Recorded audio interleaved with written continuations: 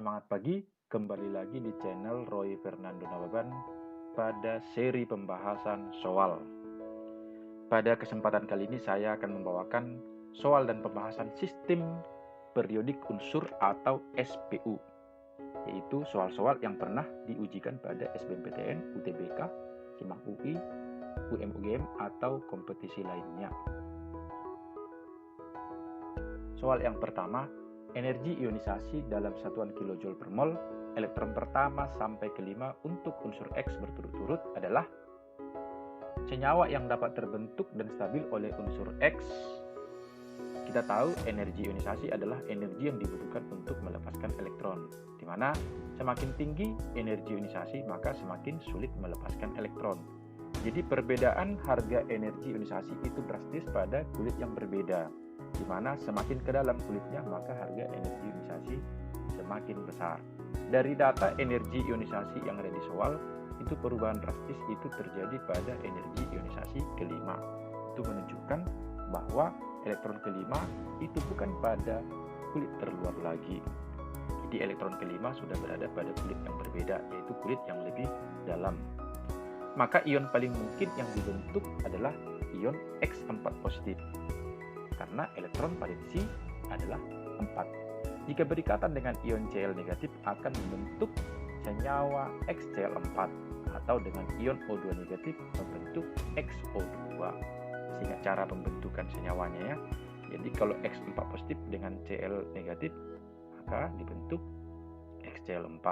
Sedangkan dengan O, nah ini seharusnya membentuk X2O4 ya, tapi disederhanakan menjadi XO2.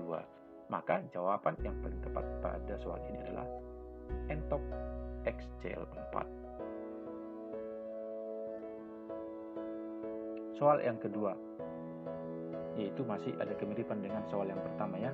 Nilai energi pengionan ke-1 atau pertama hingga ke-5 untuk unsur X pada golongan utama berturut-turut bla bla bla bla bla dalam kilojoule per mol. Berdasarkan data tersebut dapat disimpulkan bahwa unsur X cenderung membentuk ion stabil. Jadi energi pengionan itu sama dengan energi ionisasi ya, merupakan energi yang diperlukan untuk melepaskan elektron. Perbedaan yang sangat drastis itu pada data energi ionisasi ketiga. Maka bisa kita simpulkan untuk elektron ketiga bukan lagi merupakan elektron di kulit terluar atau bukan lagi elektron valensi. Sehingga elektron valensi pada unsur X itu sama dengan 2. Maka ion stabil yang dibentuk oleh unsur dengan elektron valensi 2 tentunya adalah X2 positif. Ingat, elektron valensi 2 berarti melepas 2 elektron, sehingga membentuk ion X2 positif. Maka jawabannya adalah pola.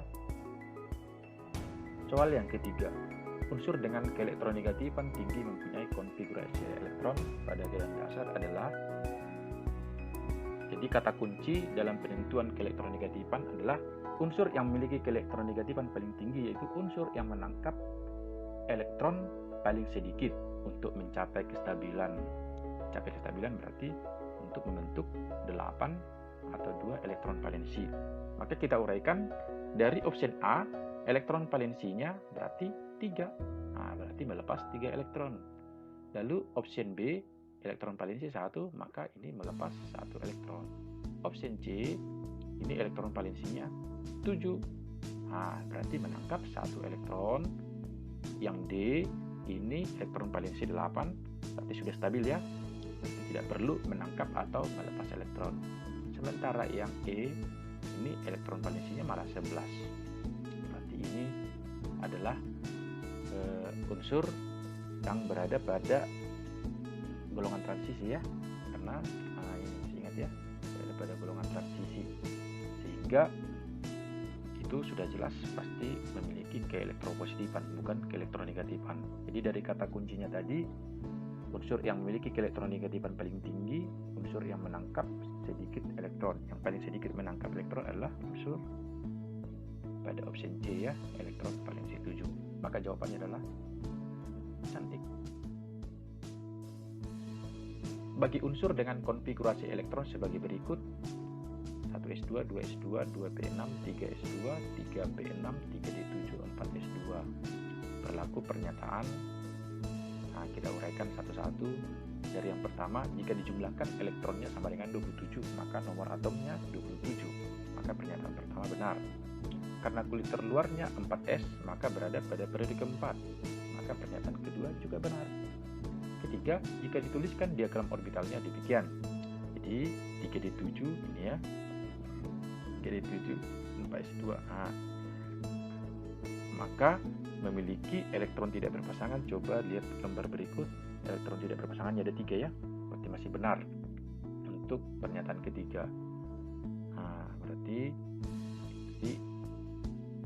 untuk yang keempat, konfigurasinya diperoleh elektron valensi pada subkulit S dan D, berarti ini logam transisi. Pernyataan keempat sudah jelas salah ya, itu bukan golongan alkali tahanan. Jadi karena berakhir pada subkulit S dan D, itu adalah golongan transisi. Maka untuk option pada soal nomor 4 ini mengikuti aturan. Kalau pernyataan 1, 2, 3 benar, jawabannya A. Kalau pernyataan 1, 3 benar, jawabannya B. Pernyataan 2, 4 benar, itu jawabannya C. Kalau pernyataan 4 benar, itu jawabannya D. Sementara kalau pernyataan 1, 2, 3, 4 benar, itu jawabannya yang top. Jadi dari soal keempat ini yang benar adalah pernyataan 1, 2, dan 3. Maka jawabannya adalah ayam. Soal berikutnya, atom atau ion yang kulit terluarnya bukan NS2, NP3 dari atom-atom di bawah ini adalah. Jadi kita hanya menuliskan konfigurasi yang mengikuti NS2, NP3 pada masing-masing option. Kita mulai dari N. Konfigurasinya demikian, nomor atom 7, P15, Br nomor atomnya 35 ya. Nah, membentuk ion Br2 positif. Nah, Br2 positif berarti melepas 2 elektron. Ini ingat, melepas 2 elektron, maka yang dilepas ya, jadinya 4p3. Lalu untuk option D, C, konfigurasinya nomor 6. Kalau menangkap 1, maka kalau menangkap 1 P3 ya, tidak ada masalah. Lalu yang terakhir ada PB nomor atom 82. Konfigurasi awalnya demikian, membentuk ion positif berarti melepas 1. Lepas ini tadi ya, ini ya, lepas 1. Maka kita periksa untuk konfigurasi subkulit terluar atau terakhirnya. Untuk yang A mengikuti ya, S2 P3. Untuk bagian B ini juga S2 P3. Untuk bagian C juga sama ya, S2 P3. Untuk bagian D juga sama, S2 P3. Maka untuk yang kelima, ini mengikuti S2 P1. Jadi tidak cocok ya, yang dibutuhkan adalah S2 P3. Maka jawabannya adalah konfigurasi elektron terluar Pb positif tidak mengikuti NS2 NP3. Maka pilihannya N-top. Soal ke-6. Di antara unsur-unsur P4, Ki19, R13, S31, T15, U34, V53 yang terletak pada golongan yang sama dalam sistem periodik unsur adalah. Di ini kita menguraikan konfigurasi elektron masing-masing atom di dalam soal ya. Kita mulai dari P. Nah, maka ini elektron valensinya 2, golongan 2A. Tidak ada masalah. Lalu Ki, elektron valensinya 1, berarti ini golongan 1A. R, ini elektron valensinya 3, jadi golongan 3A. Nah, kalau ditentukan periodenya nggak ada masalah juga ya. Periode, nah berarti untuk ini periode kedua, periode keempat, ini periode ketiga. Jadi kita hanya fokus di golongan aja sebenarnya. Untuk unsur S, konfigurasinya dengan elektron valensi, maka golongan 3A. Lalu T, konfigurasinya demikian, elektron valensinya 5, maka golongan 5A. Dan U, elektron valensinya 4s2, 4p4, maka golongan 6A ya. Dan yang terakhir P53, elektron valensinya, maka ini termasuk golongan 7A. Maka dari konfigurasi yang sudah diuraikan, yang terletak pada satu golongan sudah pasti ini ya, golongan 3A, yaitu unsur R dan S. Maka jawabannya adalah dodol. Soal ketujuh, diketahui unsur A, B, C, D dengan nomor atom masing-masing sudah dicatat dalam soal.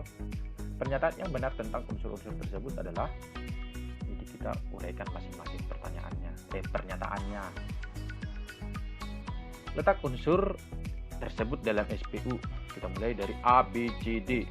Dengan konfigurasinya terurai, di mana A berada pada golongan 6A periode kedua, B golongan 6A periode ketiga, C pada golongan 7A periode ketiga, D golongan 8A periode ketiga. Ini gak ada masalah ya, penentukan golongan dan periode. Lihat sukulit terakhirnya.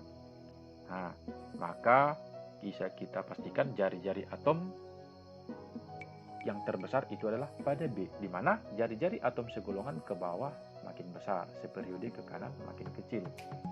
Jadi yang paling banyak kulitnya adalah dia golongan paling banyak kulitnya ini yang ketiga ya, periode ketiga. Maka yang paling kiri adalah si B.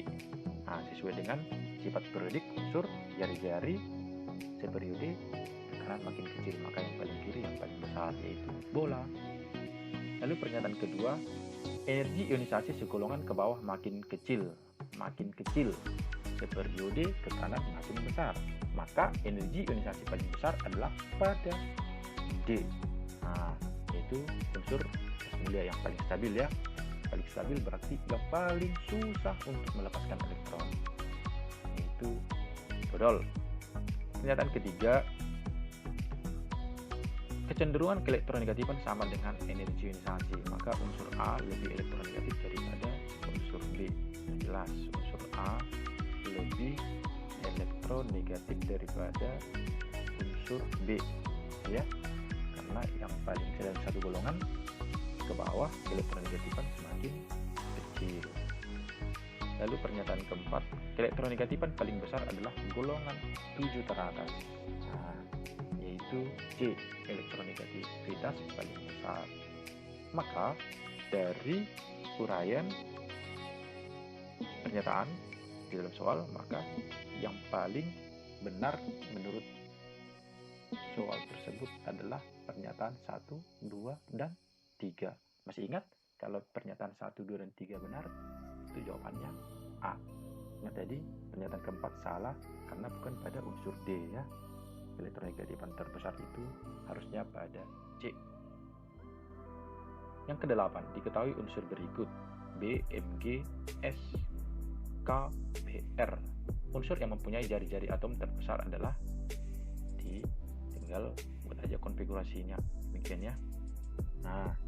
Di mana jari-jari atom terbesar itu adalah yang paling besar periodenya, karena paling banyak kulit, berarti sudah jelas antara K dan Br. Ini periode keempat, ini periode keempat. Jadi dalam satu periode jari-jari terbesar itu adalah pada unsur yang paling kiri ya. Ingat, antara K dan Br yang paling kiri yang mana? Ya pasti yang golongannya paling kecil, maka jawabannya adalah dodol, itu K. Soal ke-9 ini adalah soal sebab akibat. Energi ionisasi unsur P lebih besar daripada energi ionisasi unsur S, sebab unsur golongan 5A lebih stabil daripada unsur golongan 6A. Jadi kita mulai dari pernyataannya. Pernyataan benar karena 31P memiliki konfigurasi elektron yang lebih stabil, setengah penuh dibandingkan dengan S16. Bila dikonfigurasikan demikian ya, kalau P 15, perhatikan 3P3-nya diagram orbitalnya demikian. Ini namanya lebih stabil pada kondisi setengah penuh dibandingkan dengan S, yaitu 3P4 demikian ya. Jadi lebih stabil setengah penuh dibandingkan dengan yang S demikian 3P4. Karena lebih stabil, maka P golongan 5A memiliki energi ionisasi yang lebih besar dibandingkan dengan S golongan 6A. Alasan benar, jadi tidak berhubungan. Jadi pernyataannya ini tadi benar, alasannya ini juga benar, tetapi tidak berhubungan. Masih ingat, jawabannya adalah pola. Yang terakhir, elektron terakhir dari suatu atom menempati bilangan kuantum N3L1M0S positif setengah. Dalam tabel periodik unsur tersebut terletak pada, jadi kita mulai dari, kalau N-nya 3, L-nya 1, maka berada pada kulit ketiga dan subkulit P. Digambarkan demikian ya, P. Di mana M-nya 0, berarti masih ingat ya, untuk harga M subkulit P negatif 1, 0, dan positif 1. Ya. Jadi subkulit terakhir berada pada subkulit 3p2. Maka kita tinggal menuliskan konfigurasi elektron yang berakhir di 3p2. Jadi dimulai dari 1s2 nanti berakhir di 3p2. Konfigurasinya demikian. 1s2, 2s2, 2p6, 3s2, 3p2. Jadi berakhir di 3p2. Maka letak unsurnya dalam tabel periodik unsur kita ambil dari elektron valensinya, yaitu ini periodik ketiga, golongannya ini golongan 4, yaitu periodik ketiga golongan 4A. Jadi golongan A kalau berakhir di S, berakhir di B. Maka jawaban yang paling tepat adalah pola. Ya, golongan 4A periodik ketiga. Oke, demikian untuk seri pembahasan soal-soal sistem periodik unsur. Kita lanjut ke latihan soal. Ini soal-soal yang ada miripnya dengan yang tadi ya. Coba saja langsung saya ambil dari data soal-soal yang pernah keluar pada kompetisi SBMPTN. Ada SBMB, ada SBMPTN. Jadi hanya beda namanya aja ya, karena tahunnya berbeda.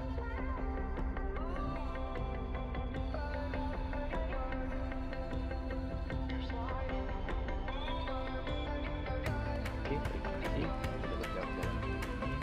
Semoga bermanfaat. Kiranya siapapun yang mengikuti channel ini berada dalam kondisi sehat, buat bersemangat dan bersuka cita. Akhir kata dari saya, semangat pagi.